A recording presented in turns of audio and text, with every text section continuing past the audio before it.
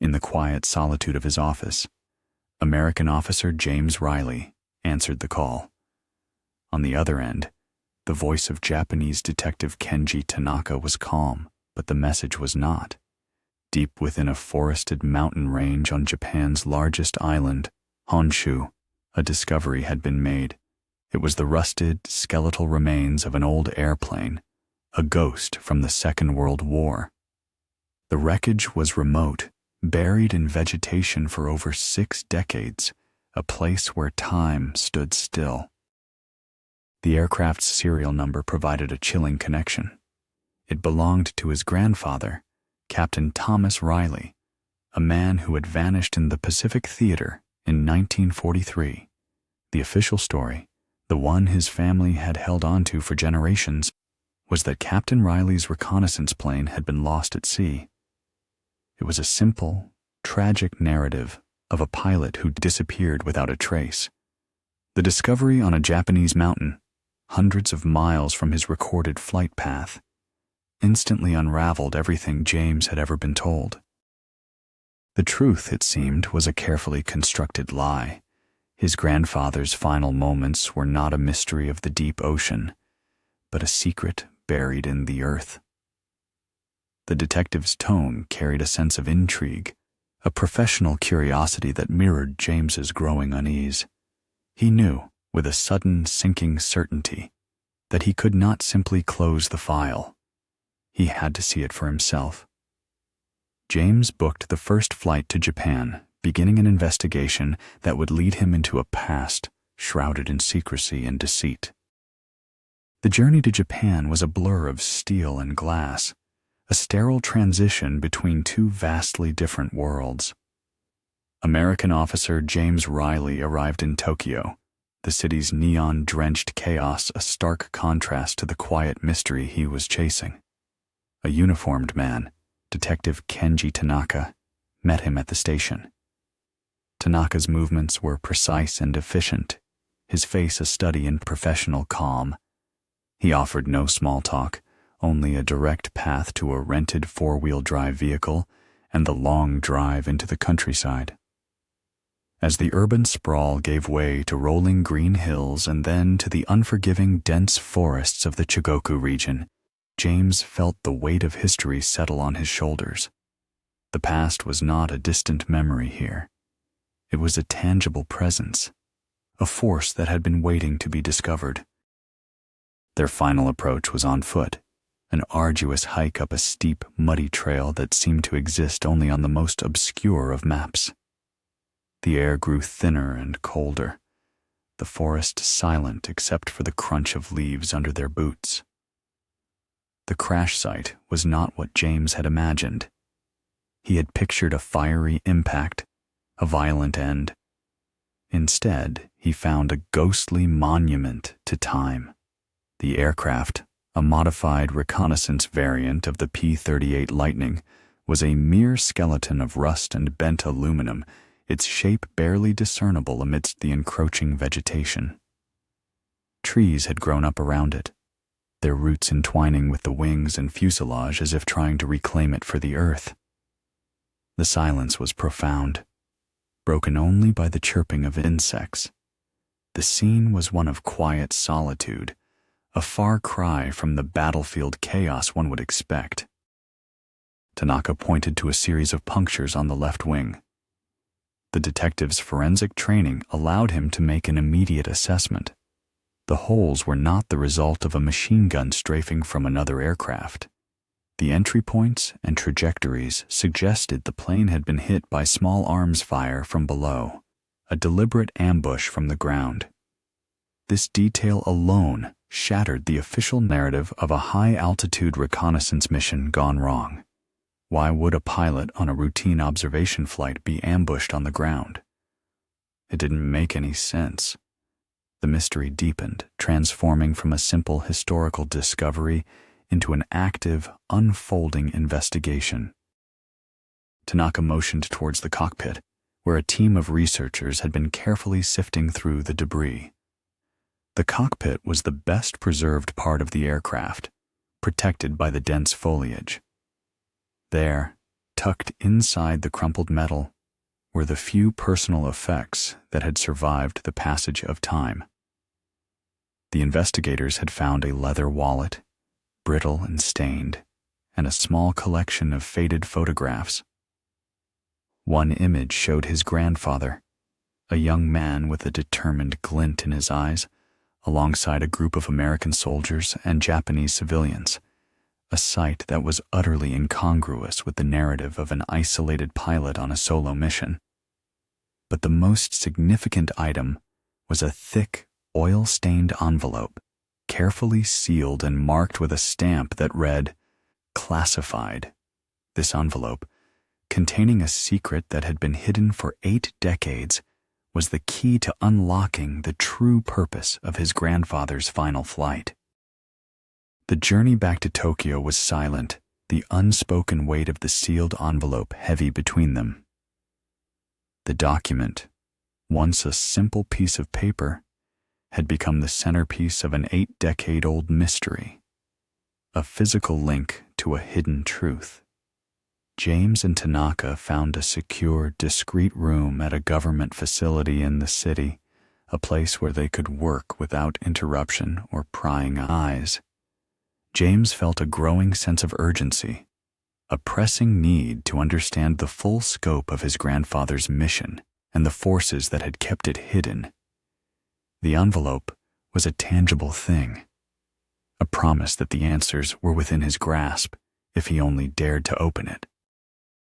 With painstaking care, James broke the brittle wax seal and unfolded the document inside. It was not a mission report, but a detailed operational order, stamped with the highest level of security clearance. The document confirmed his grandfather's mission was indeed Operation Golden Crane, a clandestine operation to rescue a small team of American intelligence officers from a secret Japanese interrogation facility. The official reconnaissance flight was a carefully crafted deception, a cover story meant to be believable in the event of failure. The document made it clear that Captain Riley was on a non-recoverable mission, a term that suggested he was considered expendable from the very beginning. This revelation hit James hard, replacing the image of a missing hero with that of a man sent on a one-way trip, a pawn in a larger, more ruthless game. The operational order included a map, crude and hand-drawn, showing a route deep into the interior of the island. It led to a location that did not exist on any official military maps, a place the document simply called the Pit. James and Tanaka realized the map was the key. They cross-referenced it with historical aerial photographs of the region, and after hours of searching, they found a discrepancy, a small, hidden compound that had been deliberately obscured from view.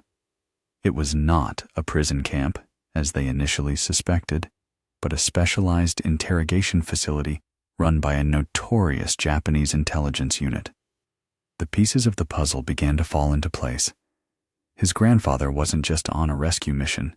He was trying to save valuable assets from a facility where they were likely being tortured. Just as they were about to leave for the night, an email arrived on James's secure laptop. It was from an anonymous sender, a single sentence of text. The past should stay buried. The message was a clear warning, a chilling sign that someone was watching them. It was a threat from the present, a warning that the decades-old secret was still alive and being protected. The threat was not just to the truth, but to James himself. The stakes had been raised, and James knew he was no longer simply an investigator. He was now a target. James knew he could not trust the official channels, not when a high-ranking officer like Colonel Cartwright was already discouraging his investigation. He and Tanaka decided to go directly to the source, to the heart of the conspiracy. The hand-drawn map in the operational order was their only guide. It led them to a remote, abandoned village near what was once the Pit. The village had been erased from post-war records, its inhabitants scattered and their history silenced. They arrived at the village, a ghost town of decaying wooden structures slowly being consumed by the forest. The only building that showed any sign of life, a structure that had been converted into a small museum, was a former shrine. Inside, a local historian named Hiroshi Sato tended to the few remaining artifacts.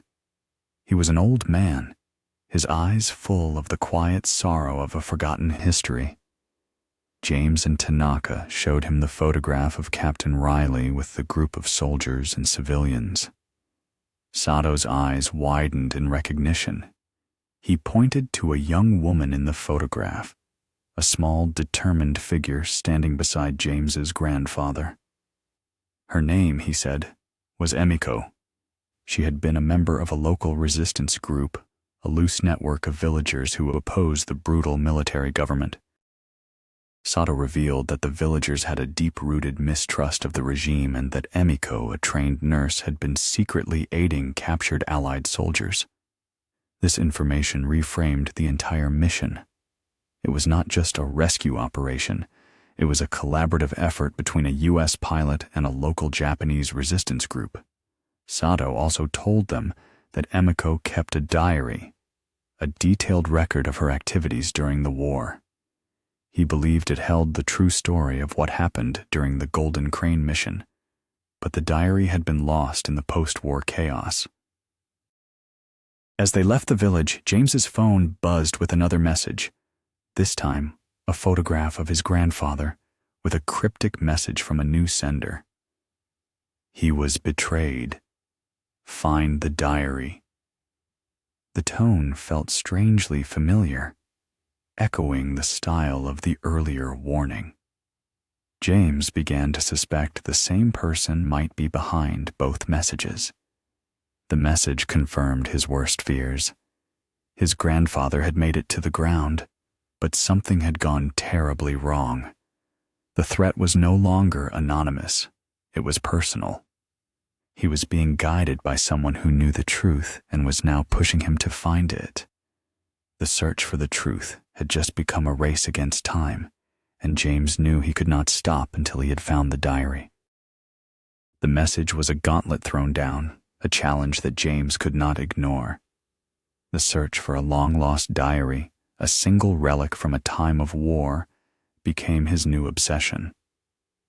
With Detective Tanaka by his side, they returned to the village, their focus now narrowed to the old man, Sato, and his fading memories. Sato, seeing their determination, revealed a crucial detail he had withheld. The local resistance group had a secret meeting place, a small, hidden cellar beneath an old bell tower on the outskirts of the village. It was a place of refuge and conspiracy, and he believed Emiko might have hidden her diary there before she disappeared. The bell tower stood in silent ruin, its timbers rotting and its bell long gone. They cautiously descended into the dark, damp cellar, a space filled with the heavy scent of earth and decay. The air was thick with the weight of history, a place where secrets had been whispered and hopes had been forged in the darkness. James and Tanaka found nothing at first, only rubble and forgotten tools. Then, James noticed a loose stone in the wall, half hidden behind a fallen beam. Using a crowbar, they dislodged the stone, revealing a small, hollowed-out space. Inside, wrapped in an oilcloth and preserved by the dry soil, was a small, leather-bound book. It was Emiko's diary. The pages were brittle with age, the ink faded but still legible. As James began to read, the words painted a vivid picture of the past. Emiko's account was a tapestry of hope and betrayal, a story of her work with the resistance and her contact with a downed American pilot named Thomas Riley. She wrote of his courage, his fierce determination, and the critical information he carried. The diary revealed that Captain Riley had not been killed at the crash site. He had survived the landing and though injured, had made it to the village with a dire warning. The diary hinted at a deeper deception, one that reached far beyond the village. But the most chilling detail was yet to come. The diary contained a list of names, a roster of the captured American intelligence officers whom his grandfather had been sent to rescue. Emiko's last entry described the sudden arrival of a Japanese officer who claimed to be a new ally. He took the list and the message of betrayal from the wounded Captain Riley, promising to deliver them to the American forces. The name of that officer was Susumu Ito, a name James had never heard before. He had promised to save the men in the prison camp. The diary ended there. James knew that this man, Ito, held the key to everything. He was the only link between his grandfather's mission and its ultimate failure. The search for the truth was no longer just about a pilot. It was about a traitor who had doomed his grandfather's mission and then vanished into the shadows of history. The discovery of the name Susumu Ito gave James and Tanaka a new, tangible lead. The vague threats and the ghost of a 60-year-old betrayal now had a face. Ito was not just a name in a diary. He was a traitor who had doomed Captain Riley's mission and vanished from history. The search for him began in the labyrinthine archives of the Japanese government, a task made more difficult by the wartime practice of destroying sensitive records to prevent them from falling into Allied hands.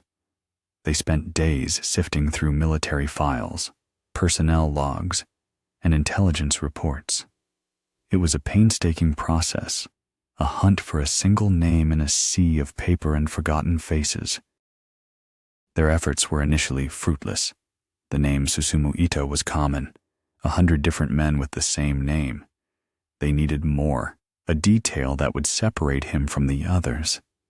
They returned to Emiko's diary, rereading every entry, searching for a clue they might have missed.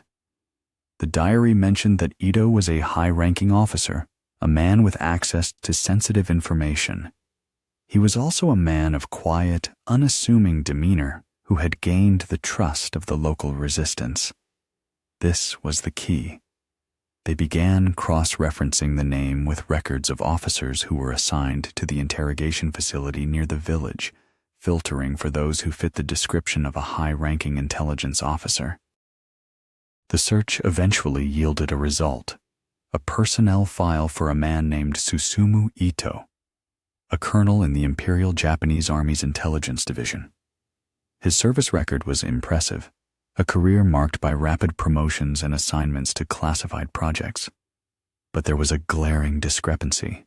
According to the official records, Colonel Ito had died in 1945 in the final days of the war. His file was marked as KIA, killed in action, but there was no record of his burial, no witness reports, and no official cause of death. It was as if he had simply vanished. This was not the end of the line, it was a new beginning. Just as they were about to leave, James received another anonymous text message. It was a photo of Colonel Ito, taken in the present day, a distinguished-looking old man sitting in a peaceful garden. If the image was genuine, it meant the official report of his death in 1945 had been fabricated, or that someone was feeding them deliberate misinformation. The caption read, "He's still alive. Find the truth." The message was a direct challenge, a clear sign that someone was actively manipulating their investigation. James realized that the person sending these messages was not an enemy, but an ally. Someone who wanted the truth to come out, but was unable to act on their own. They were providing James with clues, pushing him towards the truth and away from the official lies. The investigation had become a dangerous game of cat and mouse, with James and Tanaka caught in the middle of a decades-old conspiracy, and a man named Ito at its center. The revelation that Susumu Ito was alive transformed the investigation from a historical inquest into a present-day manhunt. The decades-old mystery was no longer a ghost. It was a living, breathing conspiracy, a network of deception that had been carefully maintained for generations. James knew he was no longer searching for a past event, but a man who had successfully hidden in plain sight.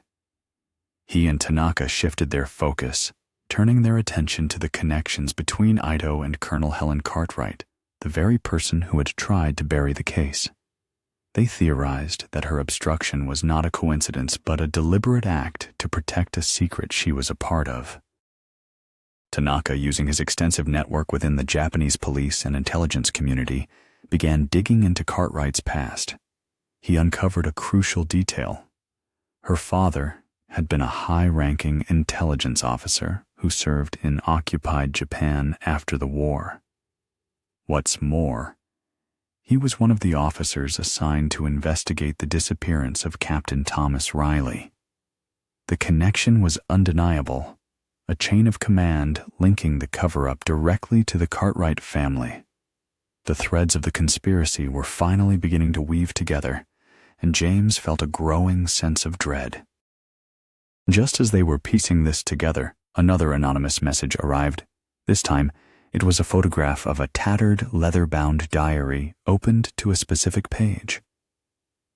The date, cleanly penned in fading ink, read, September 9, 1945.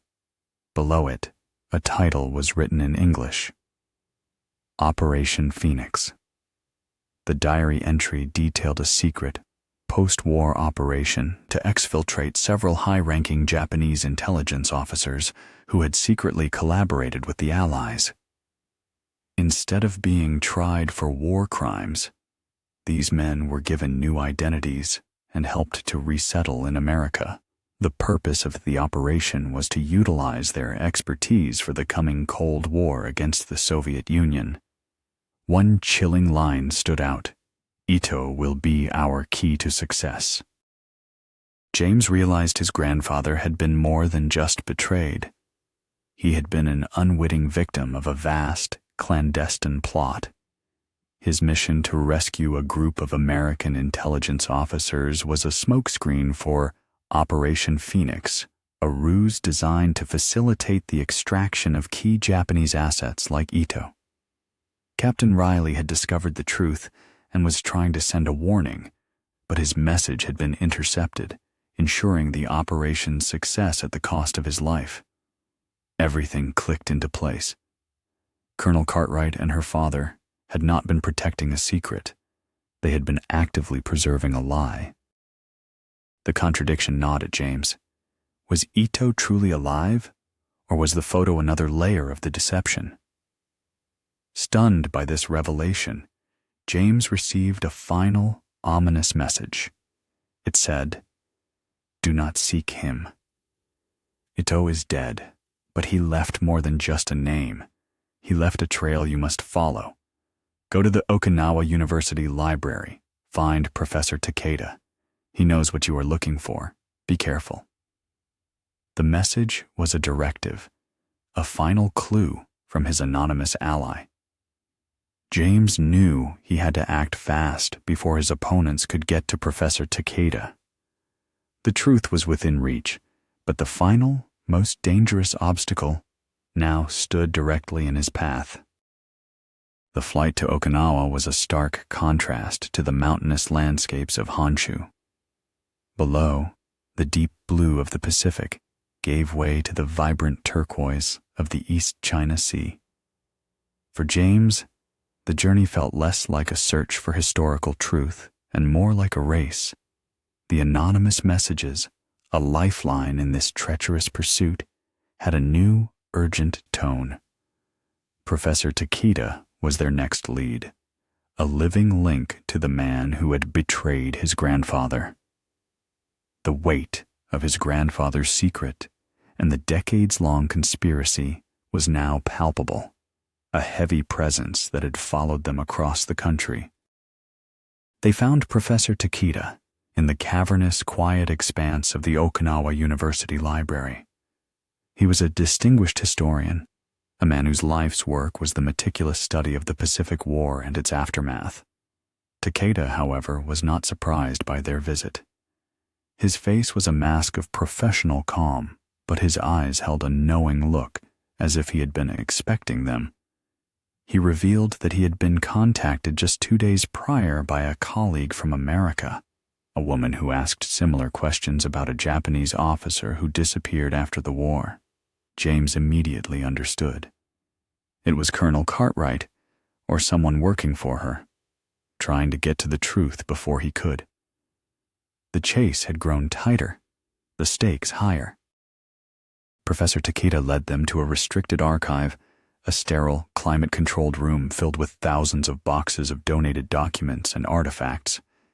It was here, he explained, that the late Susumu Ito had donated his personal collection of wartime papers to the university under a different name. The collection was sealed, accessible only to a few trusted researchers, and requiring a specific code for entry. He explained that Ito, under his new identity as a successful businessman, had been a key figure in post-war Okinawa. He had used his vast wealth and influence to fund historical research, a subtle, long-term effort to shape the narrative of the war. Ito, it seemed, was not just a trader, but a puppet master, pulling the strings from the shadows, ensuring that his version of history was the one that survived. Takeda showed them a heavy wooden box marked with the name of the donor. He confessed that he had never opened it, but a small detail on the box caught James's eye. It was a faint, almost invisible mark, a small carving of a golden crane. It was the same symbol as Operation Golden Crane, his grandfather's doomed mission. It was a signature, a final taunt from a man who had gotten away with his crimes. He gave them a key, a plain silver key that he said opened a small, forgotten locker at the university. He believed it held the final piece of the puzzle, a trail to the rest of the collection. The path to the truth was still open, but James knew that time was running out and that someone else was already on their way to the same location. The key Professor Takeda had given them was an unassuming piece of metal, yet it felt heavy in James's hand. It was the final clue from a man who had manipulated history, leading them not to the vast archives, but to a quiet, forgotten corner of the library. They found the locker, a mundane gray box with the number 243 stenciled on its face, in a dusty corridor far from the main study halls. The silver key slid into the lock with a satisfying click, a small sound that felt like the turning point of a war fought decades ago. Inside, there was nothing but a single, aged folder, its contents a final confession from a ghost. It was Ito's personal diary, a meticulously kept account of his life after the war. The diary was not written in Japanese, but in perfect, elegant English, a testament to Ito's years of careful study and assimilation. The pages were filled with a cold, dispassionate account of his journey from a high-ranking Japanese intelligence officer to a respected American businessman. The most damning part was a list of names, a roster of American military and political officials who were part of Operation Phoenix. These were not just collaborators, they were the architects of a betrayal, men who had traded valuable secrets and a new life for Ito and other Japanese officers in exchange for intelligence to be used in the coming Cold War. The name of Colonel Helen Cartwright's father, Robert Cartwright, was on the list, stamped as the operations curator. The diary confirmed James's worst fears. Thomas Riley had not only discovered Ito's betrayal, but he had also uncovered Robert Cartwright's role as the curator of Operation Phoenix. His grandfather was murdered not by the enemy, but by his own people to prevent a scandal and preserve the classified operation. The diary also contained a chilling detail. Ito had left his original records in Japan, fearing they would be discovered in America. He had been so confident no one would ever find them that he never bothered to destroy them. The conspiracy had been flawlessly executed, allowing Robert Cartwright to have a brilliant career in intelligence and his daughter, Helen, to continue the family legacy of protecting the dark secret. James realized that his adversaries were not just those who wanted to conceal the truth. They were an entire family dynasty that had been protecting this secret for generations, willing to do anything to keep their legacy and reputation intact. The information in Ito's diary was the final, irrefutable proof. On the last page, a crude map was drawn, a plan of a bunker Ito had left behind in Okinawa, labeled Sanctuary for the Phoenix. James understood he had to find one last piece of evidence, a final confirmation that would expose the entire conspiracy. But he also knew that his opponents were right behind him, and the final race for the truth had begun.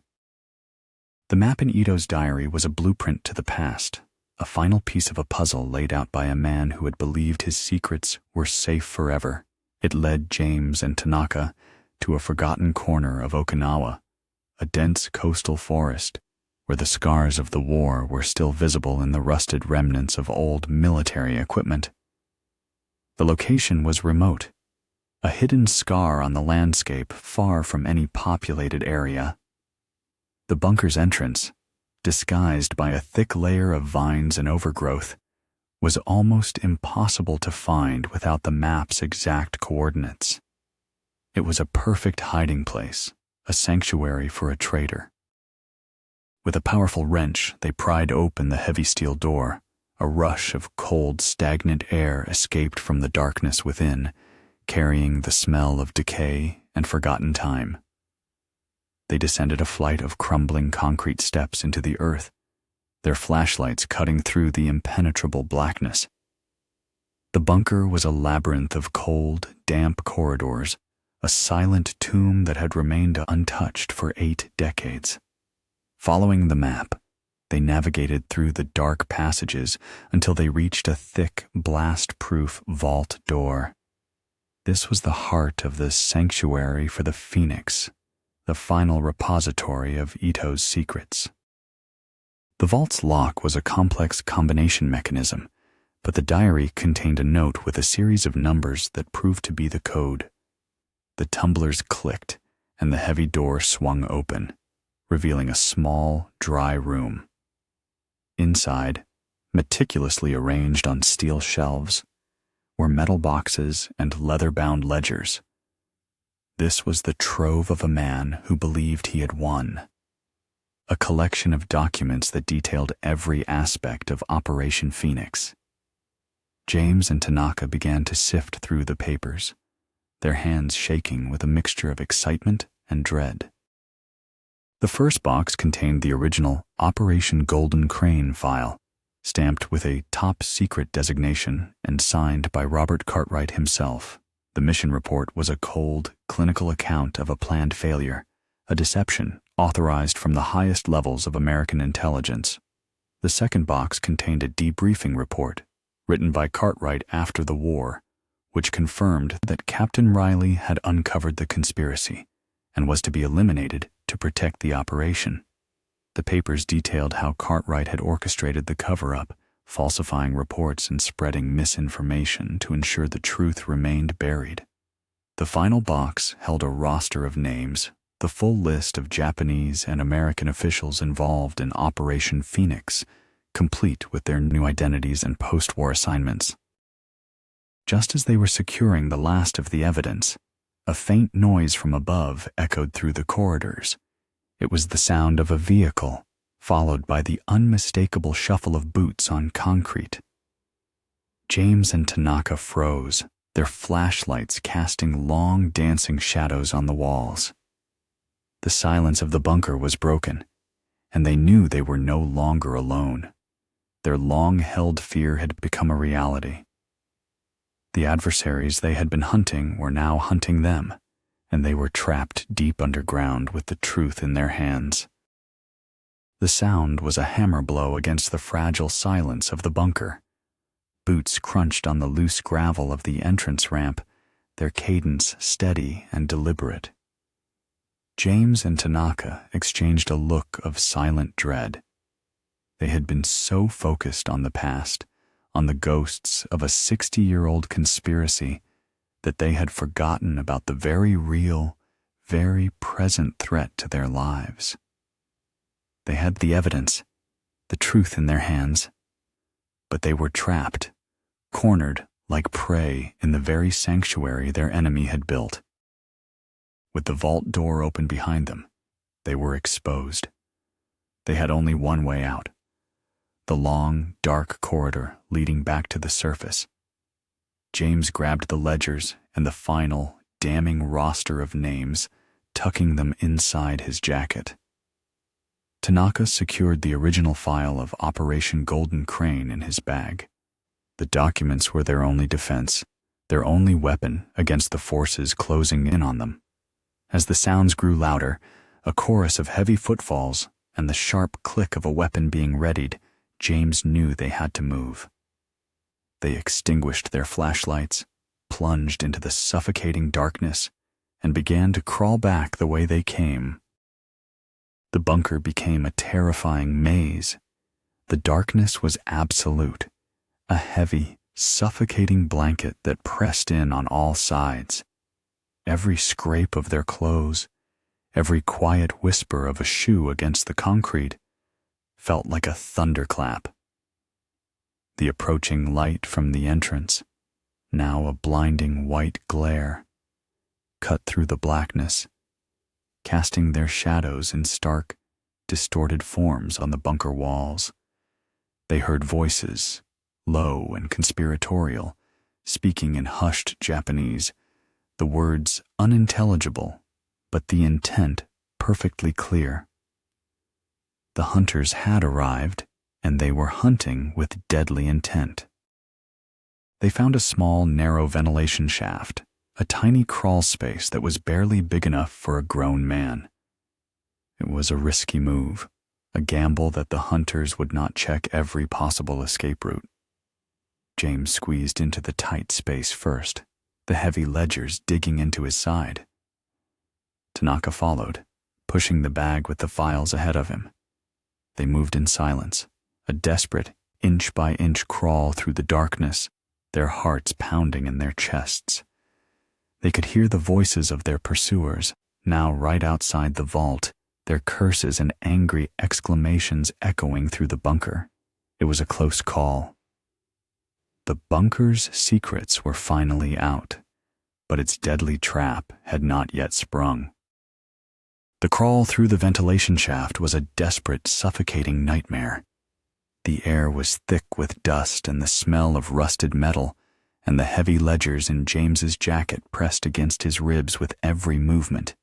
Behind them, the muffled shouts of their pursuers echoed through the corridors of the bunker, a rising tide of frustration and anger. The sounds of their search grew more frantic as the hunters realized their quarry had vanished. James and Tanaka finally reached a small opening, a rusty grate almost completely hidden by a tangle of vines. With a tremendous, silent effort, they pushed the grate aside and climbed out into the cool, damp night air. They were free, but their escape was not yet complete. A short distance away, parked on the edge of the overgrown path, was their four-wheel drive vehicle. Next to it, a sleek, black sedan sat silently, an ominous sign that their pursuers had arrived prepared. They had only a few moments before the men in the bunker realized they had fled. The silence of the forest was a deceptive comfort, and they knew their window of opportunity was rapidly closing. Tanaka, his face grim, made a quick, decisive calculation. He proposed that James should head for the American embassy, a place where he could officially turn over the evidence. But James immediately rejected the idea. He knew that Colonel Cartwright's influence extended far beyond her office. The conspiracy had already infiltrated the highest levels of the military and intelligence communities. The embassy was a trap, a place where the evidence could be confiscated and buried forever. He needed to go public.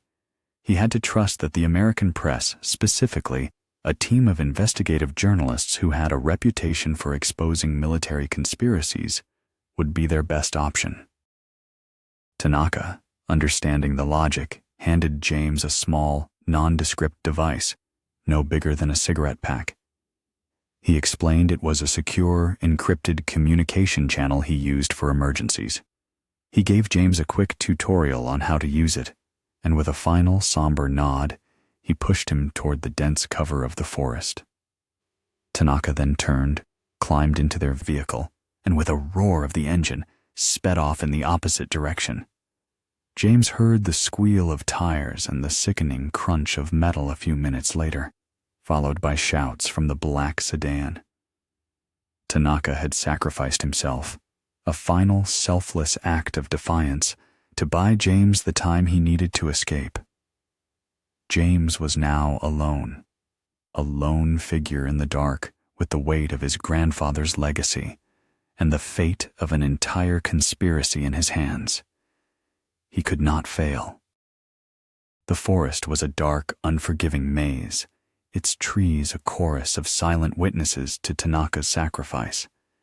James moved with a desperate urgency, the heavy ledgers in his jacket a constant reminder of the price paid for his escape. He was alone now, a solitary figure hunted by a conspiracy that had spanned generations. The encrypted device Tanaka had given him was his only link to the outside world, a tiny beacon of hope in the suffocating darkness. He kept his phone powered off, a useless relic of a world he no longer belonged to. A world where the truth was a simple matter of public record. He ran for hours, his lungs burning and his muscles screaming in protest. The sounds of the forest, once a symphony of peaceful solitude, had become a chorus of threats. Every rustle of leaves, every crack of a twig, was a signal of his pursuers. He kept his distance from the main roads, a ghost moving through the shadows, a man who had to become invisible to survive. He thought of his grandfather, a man who had faced a similar situation 60 years ago, and wondered if he had felt this same crushing weight of fear and determination. He realized that this was more than just a case.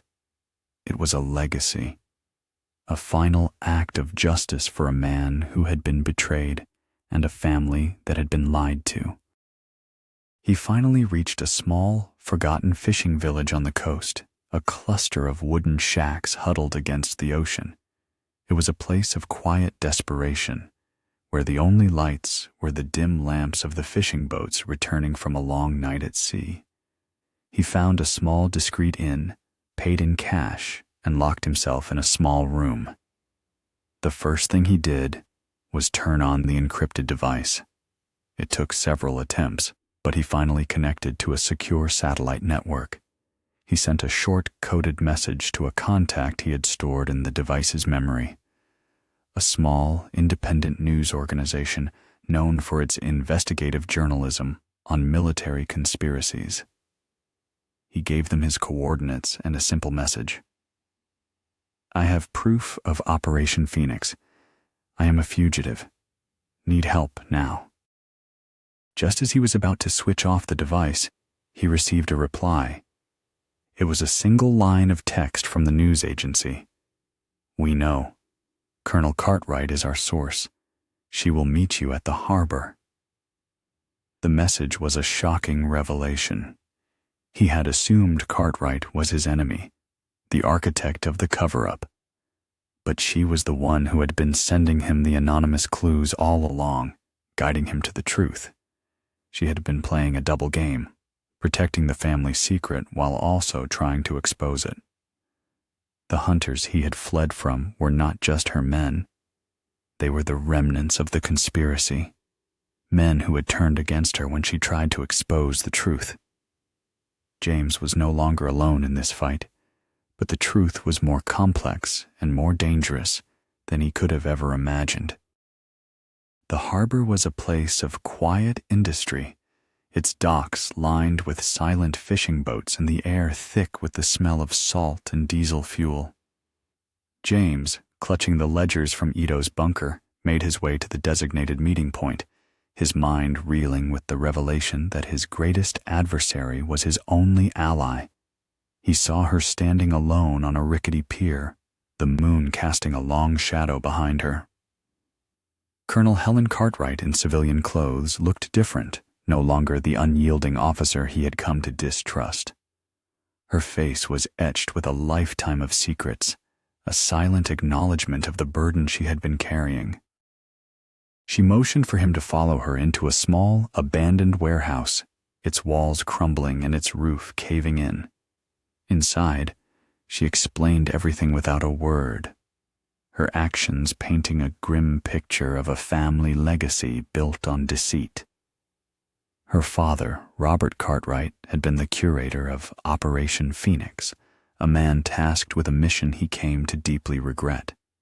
He had believed he was serving his country, but the moral cost of betraying a brave soldier like Thomas Riley had haunted him for the rest of his life. In his final years, consumed by guilt, he had compiled a separate, detailed dossier to expose the very conspiracy he had helped create. He wanted the truth to come out, but he knew he couldn't do it himself without destroying his family's name and reputation. Helen Cartwright, bound by a sense of familial duty, had inherited her father's secret mission. She had used her position as a shield, protecting the conspiracy while meticulously gathering the final pieces of evidence needed to bring it down. She had been the one sending the anonymous messages, guiding James through the maze of lies. She saw in him a way to finally complete her father's mission, a man with a personal stake in the truth who would not be silenced or bought. The conspiracy, she revealed, was far-reaching, with several high-ranking officials still actively involved, protecting their power and legacy at all costs. She was a lone wolf within the very organization she was trying to dismantle. She told him about a final piece of evidence, a sealed vault her father had left behind in an inconspicuous location in a Washington, D.C. apartment building. It contained a full confession, along with all the original documents from Operation Phoenix, a complete roster of names, and proof of the murder of Captain Riley. This was the final nail in the coffin, the evidence that would bring down the entire network.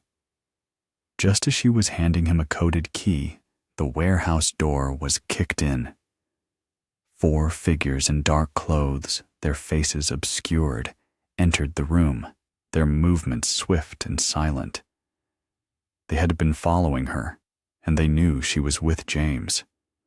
The men from the bunker had finally caught up.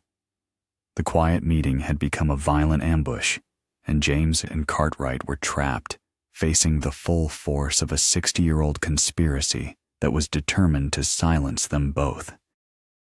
The warehouse was plunged into chaos. The 4 figures, silent and efficient, moved with the cold precision of trained killers. James and Cartwright, a strange and unlikely pair, were caught in the center of the sudden attack.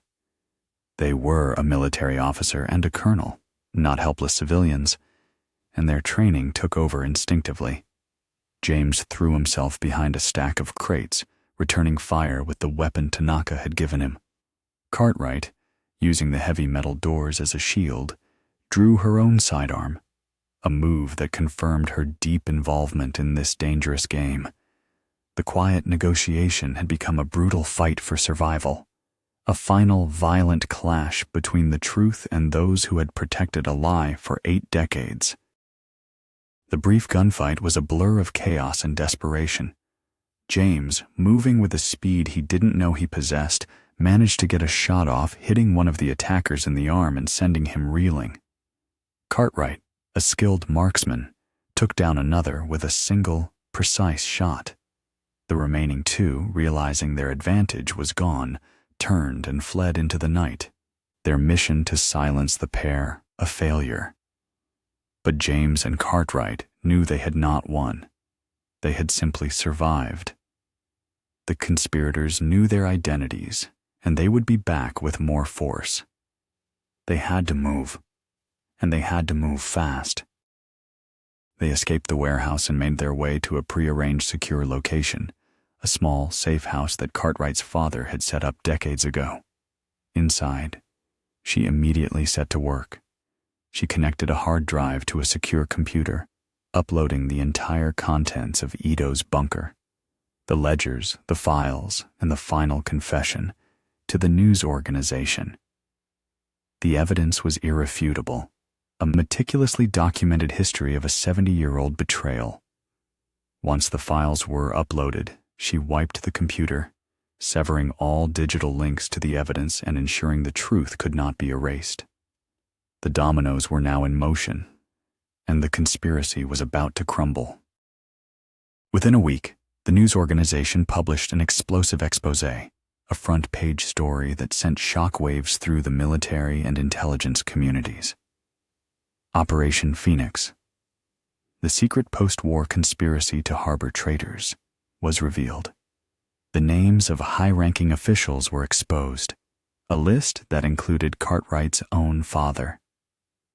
The ensuing scandal was monumental, leading to a series of high-profile arrests and official investigations. The military, forced to confront the dark truth, posthumously restored Captain Thomas Riley's honor, posthumously awarding him the Medal of Honor. The lie that had defined his life was finally put to rest. James, now a hero in his own right, drove away from the city, leaving behind the chaos he had helped unleash. He had completed his grandfather's final mission. He had avenged his death and honored his memory, but the journey had changed him forever. His work, he knew, was not finished. There were other families waiting, other mysteries to be solved, and other truths to be uncovered. He drove into the sunrise, a man who had confronted the past and lived to tell the tale. The fight for justice, he knew, was a mission that would continue for a lifetime.